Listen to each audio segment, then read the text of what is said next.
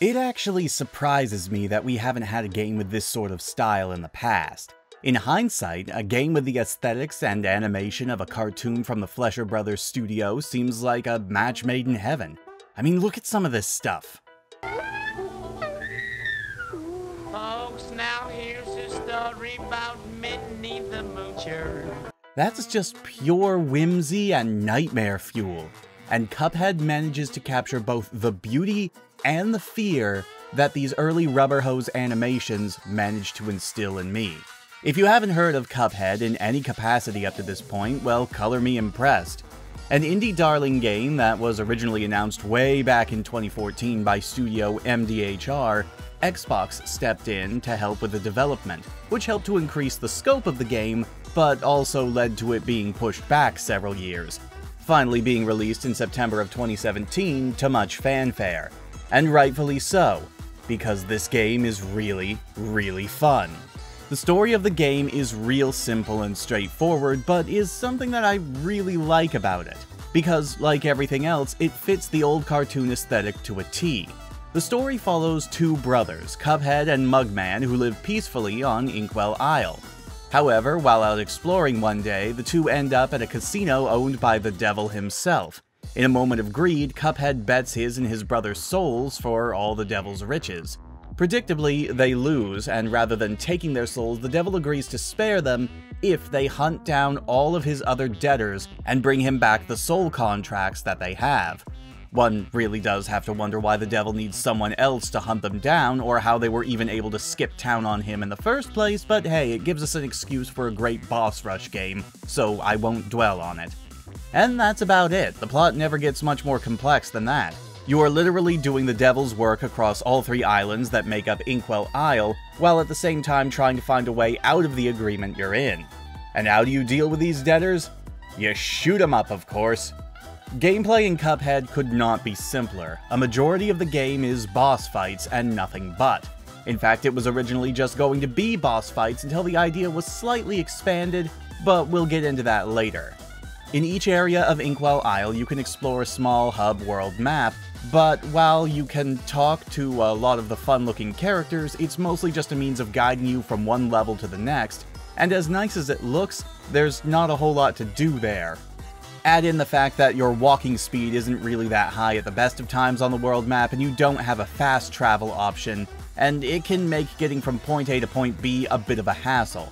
Not that there's a lot of backtracking in this game, unless you plan on going back to previous levels and boss fights for a better ranking, but there are times when you have to traverse a majority of the current hub world from one side to the other to get to that one last boss fight before you move on, and it can be a bit annoying.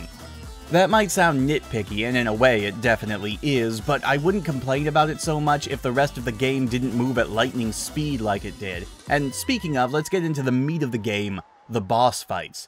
The majority of the game is all about these fights, and I'll tell you, every single one of them is a delight.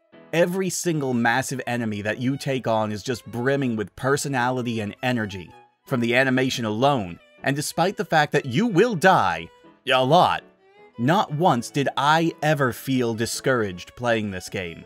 Every death felt like it was my fault, and every death I had helped me to learn more about the boss that I was fighting, giving me a better idea of how to form a strategy around them.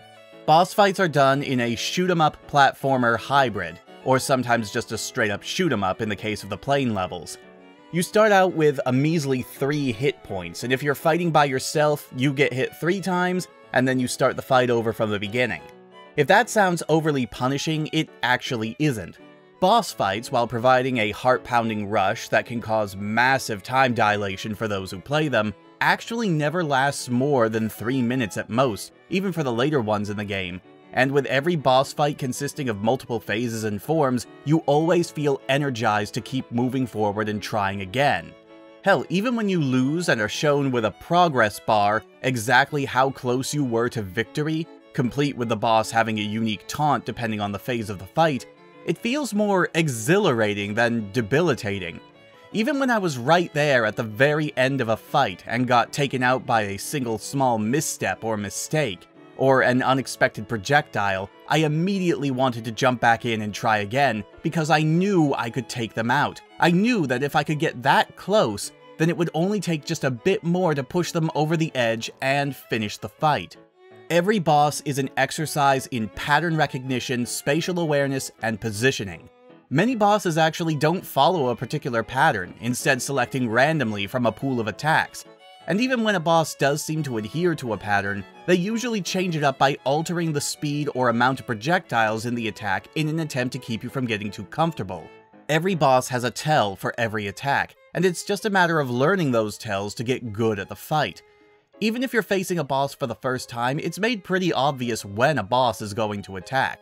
You might not know how or with what, but you're immediately given an idea that the boss is going to do something dangerous, and you should probably keep your distance until you know what's coming. I only really felt like I was having difficulty actually recognizing any sort of pattern during the airplane stages because they play more like side-scrolling shoot-'em-up games, and I've never been very good at them. I still managed to beat them though, which is definitely a credit to just how well this game is designed. If a massive schmump scrub like me can beat these through perseverance and practice during my first playthrough of a game, that's nothing but positive. The game is punishing, but it's not unfair. It gets even more interesting when you factor in the ability to buy charms and other weapons. You can have up to 2 weapons equipped at once and can switch between them with a button press, and all of them act different ways with different advantages and disadvantages depending on the type of enemy you're fighting. I really came to love the spread and roundabout weapons in addition to the pea shooter, but I didn't personally find much use for ones like the charger. Doesn't mean it's not viable, as I do believe that every weapon can be utilized effectively, it just depends on the boss and your own playstyle. For example, the Queen Bee boss? After trying and failing to her about a dozen times, I found that using the chaser weapon for the first and last phase and the spread for the second phase made this battle much easier for me. Or how about these chase levels, where the screen is scrolling and the enemies following just behind? Rather than trying to attack via quickly turning around and then running away, just use the roundabout shot, which flies forward and then boomerangs back into anything behind you. You also have access to a series of charms that, I'll be honest, I never got much use out of personally. They all do useful things in theory, such as making you invincible during a dash attack at the cost of turning invisible, but the only charm that I got any serious use out of was the extra heart charm, which boosts your total hit points up to 4 at the cost of some of your attack power. Honestly, I barely noticed a difference in attack, and that 1 extra hit point made all the difference in most of the fights I was in. Where do you get these extra weapons and charms? Well, you get them at the shop, and this is another minor detriment to the game. See, you only have a selection from about 5 items at a time in the shop, and new items won't appear until you purchase something. Since there are about 12 or 13 different items to purchase in total, this means that you might be forced into a situation where you have to spend money on something you don't necessarily want or don't plan on using, just so you can get something you do want. And the cash in this game is finite as well. There's only a total of about 34 coins in the game, and getting them all in and of itself is a challenge due to the fact that you can only find them in the run and gun levels. And this brings us to my personal least favorite part of the game. Every world has 2 run and gun levels in them, and each level has 5 coins to find. But these run and gun levels, yeah, I didn't like them that much. These levels were one of the things that were added onto the game after its features started getting expanded, and it kind of shows. They feel much different from the boss fights, which in other people's eyes could be a good thing. It is a nice change of pace, playing one of these levels to break up the constant boss fights, but at the same time, playing through these levels to me feels far more tedious and less rewarding. Whereas in a boss fight, losing all your health and having to go back to the beginning doesn't feel terribly frustrating. Whenever I died and had to restart one of the platforming stages, I felt a lot less forgiving. It's difficult to explain, and it's not like these levels are poorly designed or anything, but they just feel so detached from what the main focus of the game that I'm playing is, that it feels more like a chore compared to the boss fights. They are technically optional, of course, as you only need the soul contracts of the bosses in order to finish the game, but at the same time, if you want to actually be well equipped, you do need to play them because, as I've noted, these levels are the only places where you get money for the shop, and you are going to want at least a few alternate weapons and charms on hand for later fights. finally, let's round out the last real complaint I have about the game, and once again, it's something that is, for the most part, pretty minor, but it just irritates me a little bit. Every boss fight in the game, with the exception of the final two, gives you an option to play it in simple or regular mode. The only difference between the two is that simple mode cuts out the boss's final stage, instead ending the battle once you reach their second to last phase, so really it just cuts the length of the fight rather than the difficulty as a whole. And the game is hard. I can definitely see why that's something that people would be tempted to do. Hell, I was tempted to do it several times during the last island. However, if you don't beat a boss on regular mode, you aren't given their soul contract, and you cannot confront the final boss unless you have every contract in the game. Also, nowhere in the game, at least that I could find, were you told about this stipulation. Look, the game is hard, I won't deny that, and I've already laid out that I do think it's a very fair sort of difficulty. It doesn't coddle you, and it makes it clear that you're going to get your ass handed to you left and right. And so I have no problem with anyone who feels like they'd want to make the game at least a little bit easier for themselves, so that they actually feel like they're making progress in the game. But to actively punish players who want a less stressful experience, I find a little dickish. I get that it was a common tactic back in the 16-bit era, where some games locking you out of the true ending, or even large chunks of the game if you didn't play on a higher difficulty was, if not common, then something that was practiced for games that were on the shorter side.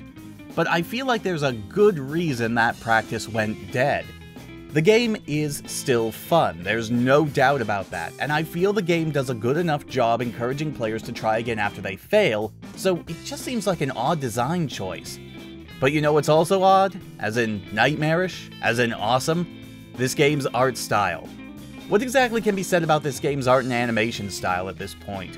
One of its selling points when it was originally revealed was how closely it was adhering to the style of a cartoon out of the 1930s. Specifically cartoons made by the Fleischer Studios, creators of Bimbo, Coco the Clown, and probably their most famous creation, Betty Boop. And looking at this animation, I'd say that they succeeded pretty damn well in their endeavors. The game really does look and move just like a cartoon from that era, with every character, major and minor, brimming with personality just from their idle animations. You can actually tell a lot about every single boss in the game by just watching them move and how their attacks play out. It's mesmerizing at times, and of course, keeping with the looks and themes of the cartoons of the era, it has plenty of nightmare fuel to go around. In fact, you can trace a lot of the inspiration for the look and feel of many of the characters in this game to the cartoon Swing You Sinners in particular. I mean, just for one example, compare the idle animation for Cagney Carnation here with the ghost in this scene. It is almost frame for frame the exact same movement. And what's the secret to making the game look so damn good? The developers actually went the extra mile and emulated a little more than the look and feel of the style. Every character in this game was traditionally animated, on paper. Every background is a hand-painted canvas, which makes all the parallax scrolling and foreground-background effects in every environment all the more impressive. It just looks so good, and watching this game in action at 60 frames in 1080p, oh my goodness gravy, it just looks so good. Even the little details like the film grain effects that are constantly playing over the screen just continue to add to the charm. And it goes one step further with things like Jimmy the Great stage, where the background is a slowly rotating real-life model, or the hyper-realistic looking airplane tutorial printed on a blueprint. And the soundtrack is just as good as its visual counterpart, and the two of them swirl together in a blissful combination that is pleasing to the ears as well as the eyes. Every track in this game, capturing the feeling of period jazz, ragtime, and barbershop tunes, is just a joy to listen to. And every single stage in this game has its own song to go along with it. And they're rather long, too. Yes, a few of them are on the shorter side, mostly the tunes that have lyrics in them, and incidentally, King Dice's theme is one of my favorite tracks in the game. But most of the tunes are about 3 minutes long, and it's amazing just how well most of these songs seem to fit with their respective boss fights. I just can't help but bob my head to these songs even while I'm getting my ass beat. It's rather amazing just how much the music manages to stick out with everything else that is going on around you. And none of them feel repetitive or forgettable. I could listen to any of the tracks from this game on its own and feel energized.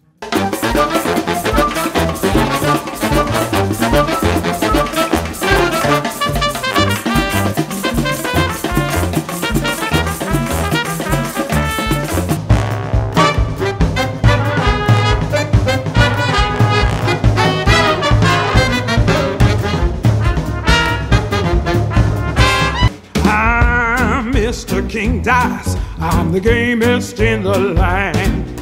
I never play nice, I'm the devil's right-hand man.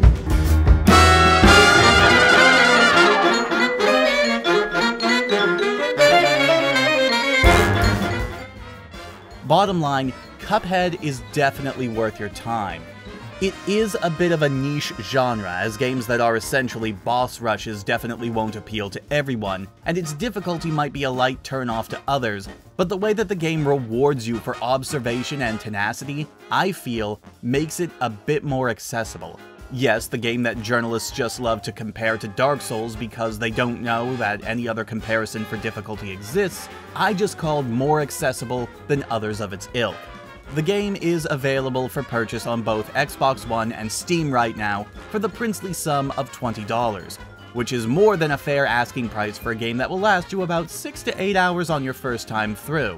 Tack on another couple of hours if you're the sort of person who likes to replay the fights or stages in an attempt to increase their rank. Cuphead might not be a long game, but damned if it doesn't leave a big impression, and I am really looking forward to seeing what Studio MDHR decide to do next. I'll see you all next time, everybody.